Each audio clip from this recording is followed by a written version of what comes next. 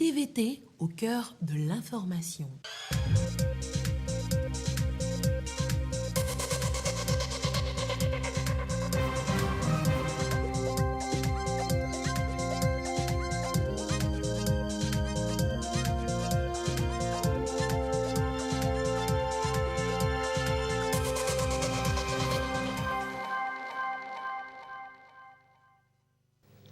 Bonsoir à toutes et à tous, bienvenue dans ce journal. Dans l'actualité, ce samedi, il y a d'abord la gestion des inondations et autres catastrophes naturelles. Bientôt, la saison des pluies, il faut prendre des mesures adéquates.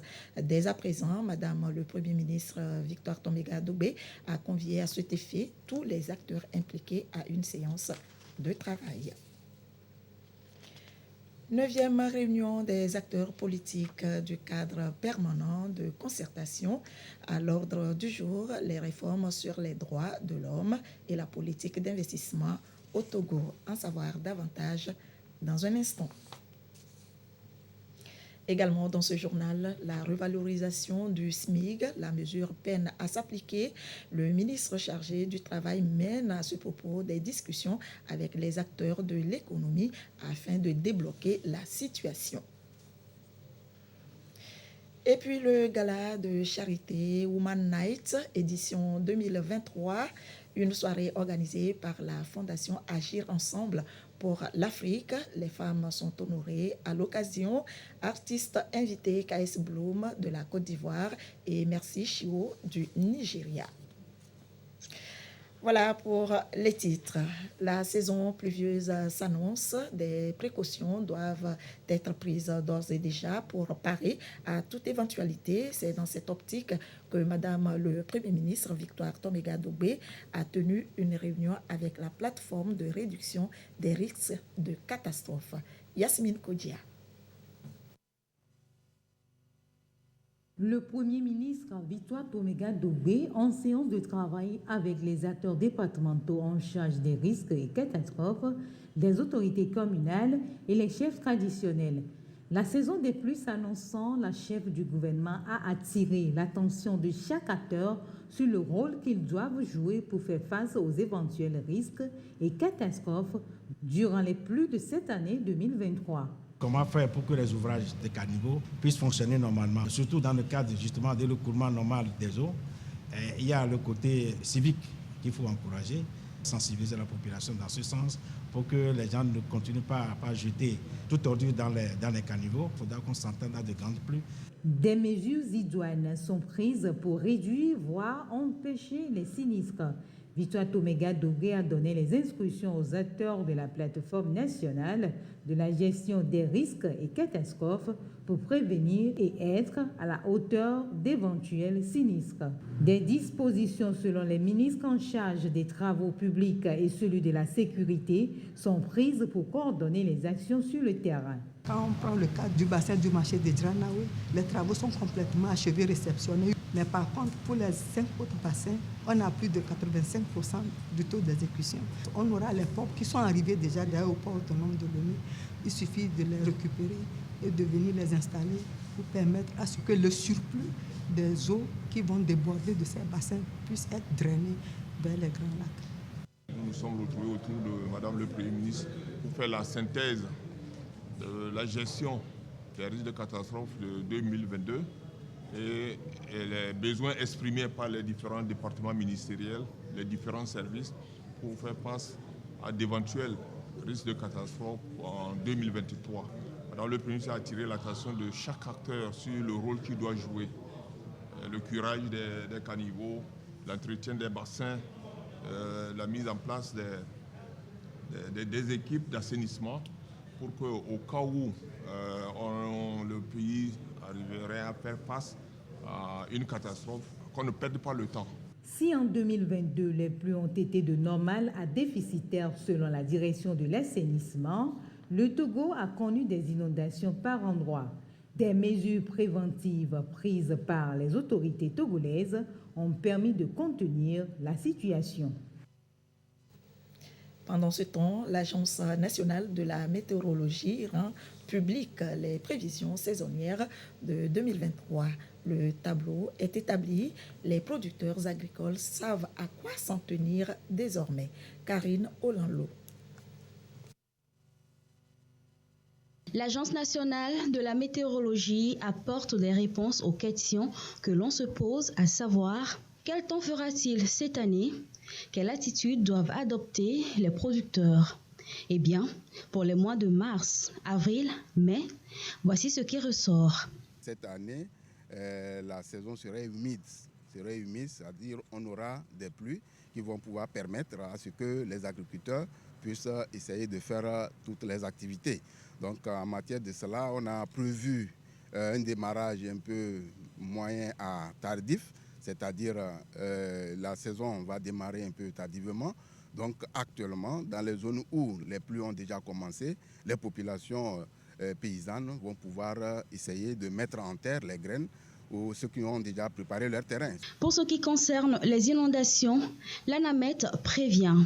Les inondations proviennent surtout des pluies extrêmes, c'est-à-dire des fortes pluies qui tombent des fois et qui dépassent vraiment la capacité de rétention des sols, et ça entraîne ce que nous appelons les stagnations et les débordements. Donc les autorités, le gouvernement est en train de prendre des dispositions à travers le plan de préparation de réponse. Et comme avis et conseil, il faut prévenir l'occupation anarchique des zones inondables, en particulier dans les agglomérations urbaines. Veiller à la gestion rationnelle des ressources en eau pour assurer les besoins des barrages hydroélectriques et des aménagements hydro-agricoles. La nature est changeante. Pour cela, il est recommandé à tous, surtout aux producteurs, de suivre les mises à jour qui seront faites par l'ANAMET en fin mars pour actualiser les données. Les acteurs politiques du cadre permanent de concertation ont tenu leur 9e réunion ce vendredi à Lomé. Nous l'annoncions en titre, sujet important abordé, les réformes sur les droits de l'homme et la politique d'investissement au Togo. Ulrich Ambega, en savoir plus. La liberté d'expression, la garantie de l'éducation pour tous, la gratuité de l'acte de naissance pour tout citoyen à travers le territoire, le droit de manifester. Ce sont là des réformes en matière des droits de l'homme opérées par le pays ces dernières années, telles que consacrées dans la Constitution togolaise. Des réformes, objet de discussion à cette 9e réunion du cadre permanent de concertation des acteurs politiques. Dialogue à l'allure d'un exercice de pédagogie du gouvernement pour mettre tout un chacun au même niveau d'information et éclairer les zones d'ombre. Nos différentes lois ont un seul but, garantir les droits des citoyens, mais aussi la sécurité. Vous savez, par exemple, en matière de manifestation, par ces temps qui courent, nous pouvons nous exposer à tout. Donc, certaines restrictions qu'on a observées par-ci, par-là ne relèvent pas d'une politique dure à l'endroit des partis politiques, mais tout simplement par souci de sécurité et de préservation de la paix, de l'ordre et de l'harmonie sociale. Deuxième sujet abordé à cette rencontre, la politique des investissements au Togo. En 2020, par exemple, les investissements directs étrangers ont bondi de 85% en tendance annuelle, passant d'environ 191 milliards de francs CFA à plus de 352 milliards. Des chiffres qui s'expliquent. C'est tout simplement les politiques incitatives. Le code des investissements du Togo est un code très libéral et qui permet aux sociétés, aux entreprises de venir ici investir chez nous avec des modalités que vous ne pouvez pas imaginer, surtout sur des modalités attractives. Donc il y a un climat des affaires qui est développé par toutes les cellules logées aussi bien à la présidence qu'au ministère des Investissements. Le ministère qui a été créé tout nouvellement parce que nous avons estimé que le développement de ce pays doit se faire aussi avec le développement de son potentiel économique. La sécurité qu'il y a au Togo, il ne faut pas l'oublier. Nous avons un pays qui n'est pas connu à l'étranger comme un pays à risque. Surtout cette sécurité maritime, parce que notre port est surveillé, notre côte est surveillée, gardée. La piraterie est combattue dans toutes ses formes. Et c'est pour ça que nous ne pouvons pas baisser la garde en ce qui concerne la politique de sécurité telle que définie par le chef de l'État et que nous cherchons à appliquer tous les jours. Les acteurs politiques, à l'unanimité, ont exprimé leur satisfaction face à cette volonté d'explication et d'ouverture du gouvernement. Une démarche qui s'inscrit dans la politique d'un climat politique apaisé et d'une participation de tous au développement de la nation, comme voulu par le chef de l'État, Faurice Zimna Singbe. Tout autre chose, la revalorisation du SMIC. Le ministre chargé du Travail, Gilbert Bawara, a amorcé une tournée à la rencontre des acteurs de l'économie pour échanger sur les difficultés liées à l'application de cette mesure prise par le chef de l'État. Nestor Mouzou nous en dit un peu plus sur les discussions avec ceux des régions Savane et Kara. À compter du 1er janvier 2023, le salaire minimum interprofessionnel garanti SMIG et le salaire minimum agricole SMAG sont passés de 35 000 à 52 500 francs CFA au Togo. Depuis plus de 2 mois que cette mesure a été prise, elle peine à être appliquée du fait des incompréhensions et des malentendus qui ont fait surface. L'initiative du ministre de la Fonction publique, du Travail et du Dialogue social d'aller vers les employeurs et les travailleurs a pour intérêt de s'assurer que ceux-ci ont bien perçu le sens et la portée de la revalorisation du SMAG et du SMIG. Il s'agit aussi pour lui d'écouter ces acteurs de l'économie pour mieux appréhender leurs préoccupations et difficultés. Le SMIG est une disposition obligatoire qui s'impose à l'ensemble des entreprises et des employeurs. En même temps, il faut être soucieux et attentif par rapport aux autres enjeux et intérêts que nous poursuivons en commun, aussi bien le gouvernement, les organisations professionnelles des employeurs que les syndicats professionnels des travailleurs. Ces enjeux et objectifs, c'est de veiller à la préservation de l'activité économique, d'œuvrer au développement de l'activité économique, c'est d'attirer davantage d'investissements avec comme finalité la création d'emplois et naturellement le bien-être des populations togolaises. La revalorisation du SMIC s'inscrit dans une optique de progrès social pour notre pays. C'est en même temps une mesure de soutien au pouvoir d'achat compte tenu des difficultés conjoncturelles auxquelles notre pays, les pays africains et le monde entier sont confrontés. Et donc, il faut s'assurer que la mise en œuvre du SMIC n'engendre pas des effets pervers ou indésirables. Nous ne souhaitons pas voir des unités économiques se fermer, des activités cesser. Nous ne souhaitons pas qu'il y ait ici et là des difficultés à embaucher ou même à maintenir des travailleurs en raison de la situation que les entreprises peuvent éprouver par suite de la revalorisation du SMIC. Aux yeux des travailleurs et des employeurs, cette rencontre était indispensable. Ils ont donc salué la démarche du ministre de la Fonction publique, du Travail et du Dialogue social. Ce SMIC concerne pour le moment aux salaires qui sont en bas des 52 500. Et au niveau des employeurs, ils ont évoqué les difficultés qu'ils ont à appliquer ce nouveau SMIC, difficultés d'ordre financier. Donc, pour le moment, il a été dit qu'après cette rencontre, les partenaires sociaux vont se retrouver pour entamer la révision de la convention collective interprofessionnelle et ensuite entamer la révision donc, de la grille salariale qui est annexée à cette convention. Il est clair, les petites et moyennes entreprises ont des difficultés. Déjà, certains n'arrivent pas à assumer les 35 000 qui étaient là. Et aujourd'hui, on est à 52 000. Que faut-il faire? Est-ce qu'il faut qu'ils puissent, s'ils ont 3 employés, abandonner 2 et garder 1 pour pouvoir payer? Nous sommes loin de cette solution. Donc il est clair qu'aujourd'hui, tout le monde a l'obligation de payer les 52 500 que nous avions proposés pour le SMIC. Maintenant, aux différents problèmes qui ont été soumis au ministre, il a pris les dispositions pour pouvoir revenir dans un proche avenir et regarder dans quelle mesure on pourra apporter les différentes subventions, si possible, à ces petites et moyennes entreprises. Après Kara, pour le compte des acteurs économiques des régions Kara et Savane, 2 autres rencontres seront organisées.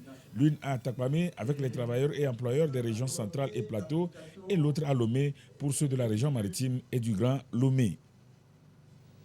Les opérateurs économiques édifiés sur la nouvelle charte des très petites et moyennes entreprises et ses avantages, une initiative de l'Agence nationale de promotion et de garantie de financement des PME-PMI pour une meilleure appropriation de cette charte dont dispose le Togo depuis 2021. Carmen Madiakapo. Les très petites et moyennes entreprises TPME constitue à elle seule la base du tissu économique du Togo et représente plus de 90% des unités économiques du pays, selon le ministère du Commerce. Ces entreprises participent de manière significative à la croissance économique et créent environ 60% des emplois. Pour mieux les accompagner, le gouvernement a élaboré depuis 2021 une nouvelle charte. L'Agence nationale de promotion et de garantie de financement des PME-PMI informe les chefs d'entreprise, porteurs de projets et entrepreneurs sur les dispositions contenues dans cette nouvelle charte. Que comporte cette charte-là? Quelles sont les innovations majeures? Quelles sont les informations que les PME doivent tirer de cette charte pour justement leur permettre de se développer, de pouvoir catégoriser leurs affaires? La nouvelle charte veut permettre aux entreprises togolaises d'être plus compétitives dans un contexte sous-régional et international de plus en plus concurrentiel. La nouvelle charte encourage la formalisation des PME, institue des engagements, des droits en faveur des TPM, notamment la facilitation de leur accès au crédit, le renforcement de leurs capacités financières, la mise en place de lignes de crédit spécifiquement dédiées à ces TPME, le renforcement des structures d'accompagnement et de garantie des TPME. Et ce 8 mars 2023, l'ANPGF lance un appel aux femmes entrepreneurs. Notre souhait, c'est justement d'ouvrir la porte encore plus à la PME supportée par les femmes et de toujours sensibiliser les femmes à oser. Il y a une place de choix que leur offre justement l'ANPGF pour le développement de leur activité. La nouvelle charte s'inscrit dans la feuille de route gouvernementale 2020-2025, notamment en son axe 3, qui ambitionne de moderniser le pays et de renforcer ses structures à travers plusieurs projets et réformes, spécifiquement celles relatives au renforcement des mécanismes d'appui aux TPME. Pour votre gouverne, un nouveau système de suivi des marchandises en transit est lancé par la CCIT, la Chambre de commerce et d'industrie du Togo. C'est un système de radio-identification qui met en réseau tous les acteurs de la chaîne logistique et qui garantit la sécurité des marchandises. Carmen Madiakapo. Plus de tracasseries pour le suivi des marchandises en transit. Un nouveau système digitalisé et à moindre coût vient d'être lancé, le M-Tracking. C'est une plateforme qui permet un partage d'informations entre les différents acteurs, transporteurs, propriétaires de camions, commissionnaires agréés en douane et la CCI Togo. Mais là, nous avons un dispositif que l'on dit en anglais One Time Use, parce que pouvant être désactivé logiquement sans besoin de rapatrier ce dispositif. Vous le mettez sur un matériel, il sort du territoire douanier, du moins sur l'itinéraire défini. La désactivation ne se fait plus physiquement, comme dans le cas des balises GPS, mais cette fois-ci de manière logique. Désormais, il ne sera plus question de la pose de 2 balises GPS lourdes sur les camions de transport de marchandises, mais plutôt, d'une part, un système de tracking des marchandises par la technologie GPS opérée par l'OTR, conformément à son rôle d'organisateur de contrôleur de l'opération de transit, et d'autre part, le système de radio-identification RFID mis en place par la CCI Togo. Si un camion quitte le port autonome de Lomé et qu'à un moment donné, il n'est pas arrivé à Tapamé, le système émet l'alerte. Et nous, puisqu'on a posté des agents sur l'étendue du territoire national, on peut tout de suite appeler tel agent. Il y a tel camion qui n'est pas arrivé. On l'a vu la dernière fois ici, depuis on ne l'a plus revu. Et notre agent peut vérifier. Avec le M-Tracking, la sécurité de la marchandise en transit est garantie durant son acheminement vers le pays de destination. Tous les acteurs du maillon de la chaîne logistique s'en réjouissent. Au-delà du coût du transport, des manutentions portuaires et autres, les commerçants, les opérateurs veulent la sécurité de leurs marchandises. Et au-delà de ça, il y a la sécurité même du matériel de transport, c'est-à-dire les camions et les conducteurs. Nous nous réjouissons de ce nouveau système qui règle tous ces problèmes. C'est une innovation de pointe qui vient nous assister pour avoir un rapport contradictoire, surtout électronique, au cas où la transaction n'a pas abouti. Nous pouvons prendre ça pour nous justifier. À l'heure où le Togo doit se positionner de façon la plus favorable possible au sein de la zone de libre-échange continentale africaine, les CAF, en vue de l'amélioration du commerce inter-État, cet outil vient contribuer à affirmer la place du Togo en tant que hub logistique et de services. Plan international Togo et 10 communes pilotes signent une convention de partenariat pour 5 ans. La protection de l'enfance de la jeune fille, le soutien au plan de développement communaux figurent en bonne place. Une manière aussi d'aider à l'atteinte des objectifs des communes togolaises et des différents projets et programmes du gouvernement. Une expérience que Plan international Togo entend élargir aux autres communes d'ici les 5 prochaines années. La démarche est donc soutenue par le ministère chargé du développement des territoires et la fêtière des communes. Ramdan Bassina.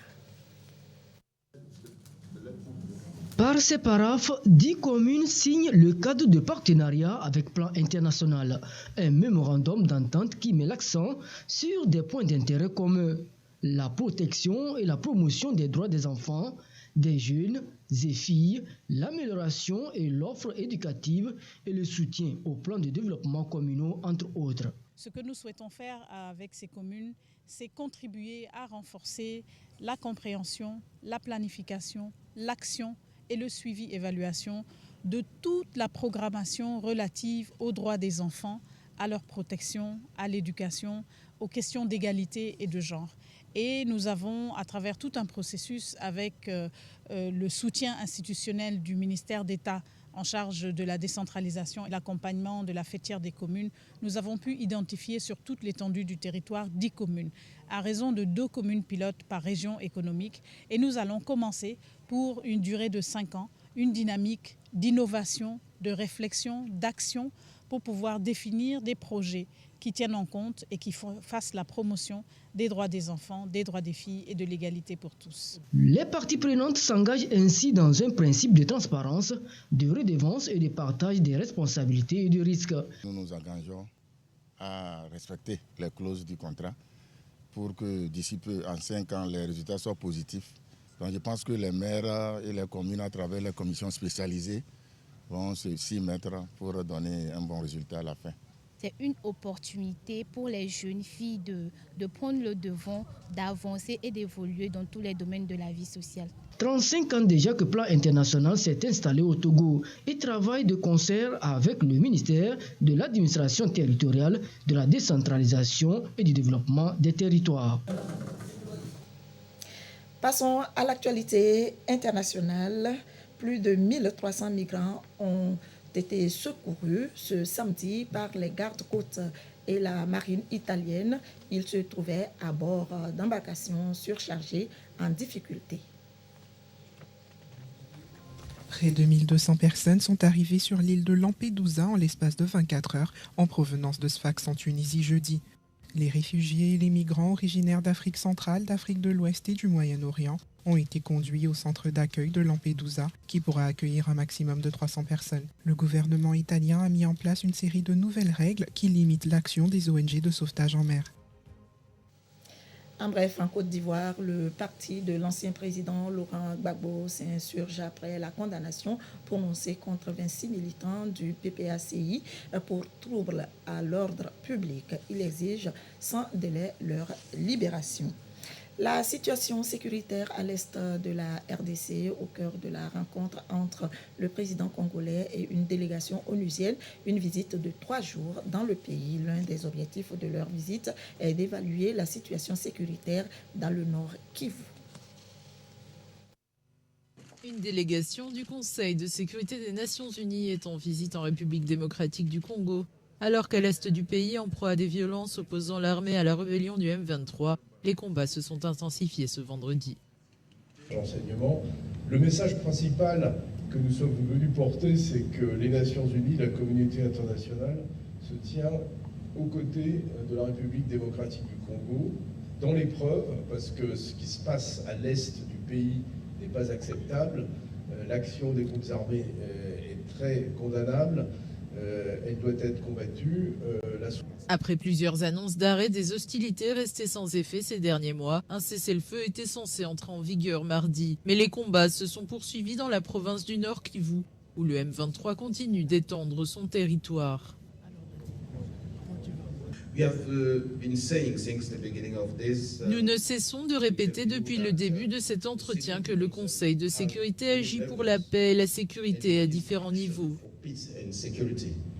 L'un des principaux outils pour la paix et la sécurité est le dialogue. Il est difficile de faire autrement que par le dialogue et la négociation. Bien entendu, nous n'avons pas que le dialogue et nous sommes ici pour envisager toutes les solutions possibles en vue d'instaurer la paix et la sécurité. Outre le M23, l'Est congolais est en proie aux violences de multiples autres groupes armés. Dans la nuit de mercredi à jeudi, une nouvelle attaque attribuée aux rebelles ADF, force démocratique alliée affiliée au groupe djihadiste État islamique, a fait plus de 40 morts. Revenons en page nationale, les activités inscrites au programme du 8 mars, la journée internationale des droits de la femme, se poursuivent. Les femmes commerçantes des marchés de Lomé sont entretenues par la CNDH sur l'utilisation du numérique pour booster leurs activités commerciales. Le e-commerce, Koumou Poyodé. L'accès de la femme togolaise à la digitalisation. Un outil aujourd'hui incontournable au service du développement durable et aussi de l'autonomisation économique de la femme. Les femmes togolaises sont encore à la traîne, à en croire les responsables de la Commission nationale des droits de l'homme, CNDH, qui échangent avec les commerçantes des marchés de Lomé. Dans le domaine du numérique, on a relevé que les femmes sont toujours à la traîne par rapport aux hommes. C'est pour ça que les Nations Unies ont voulu attirer l'attention de tous les États pour que chaque État puisse développer des outils pour permettre à nos mamans, à nos femmes d'être autonomes également en matière de digitalisation. Les étudiants vont leur montrer comment elles doivent mettre leurs produits sur WhatsApp, sur Facebook, sur TikTok, comment rentabiliser leur clientèle. Nous disons qu'aujourd'hui, on n'a pas forcément besoin d'être dans les marchés pour pouvoir vendre. Comment elles peuvent être à la maison et vendre leurs produits.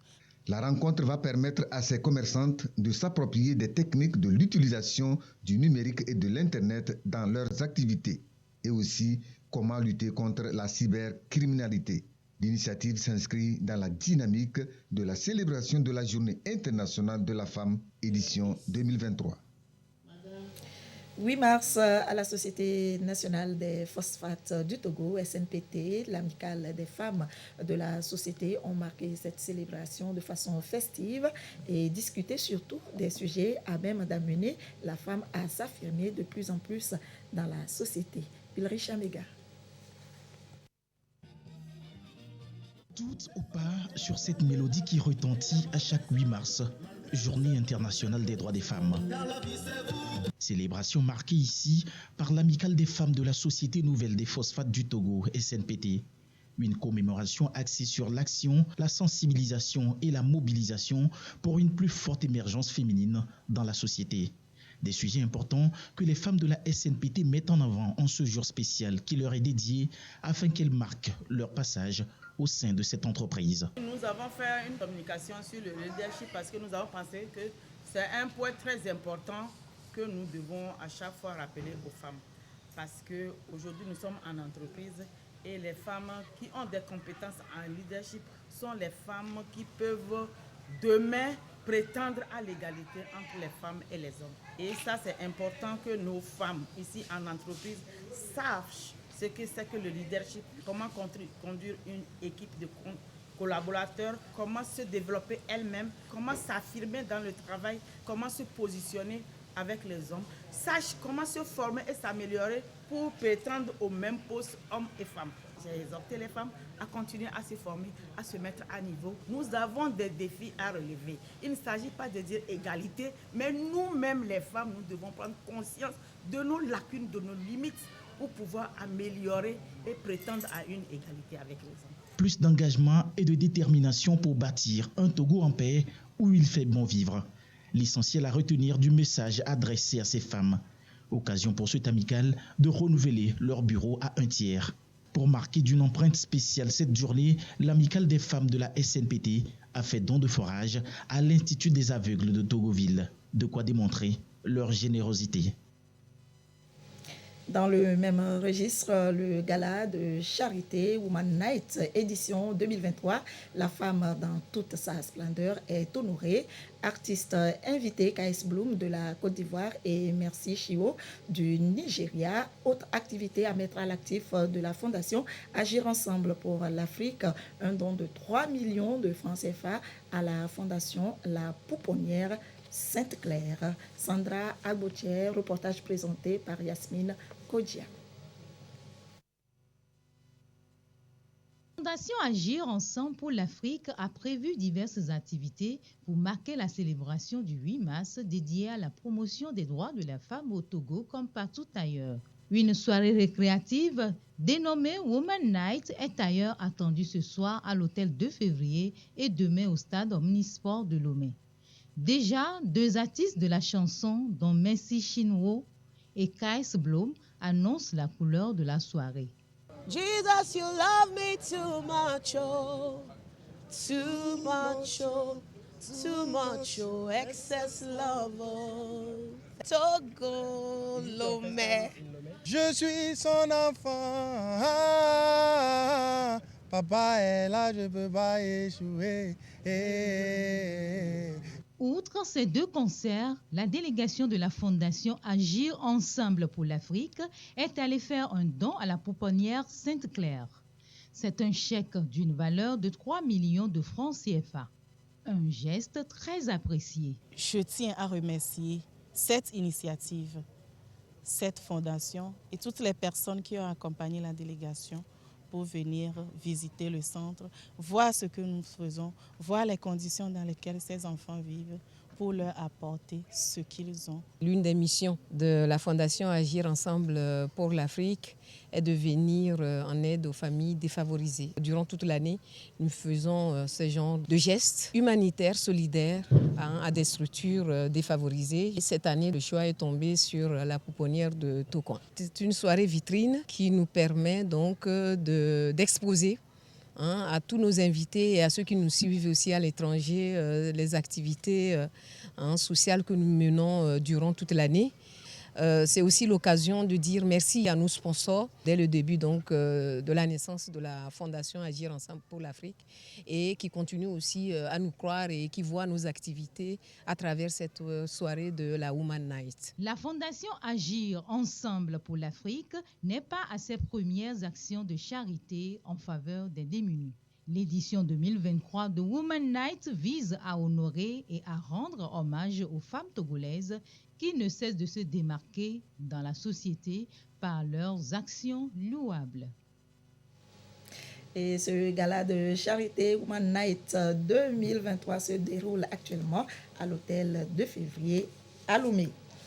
Et c'est ainsi que se termine ce journal. Merci de votre attention. Restez avec nous. Nos programmes se poursuivent. Tout de suite, la météo, à suivre le concert party de Badamassi et sa troupe théâtrale. Juste après, tout est calé avec Kevin et toute son équipe. L'édition de 22h30 sera présentée par Yata Aratem. Merci de votre fidélité. Très belle soirée à vous.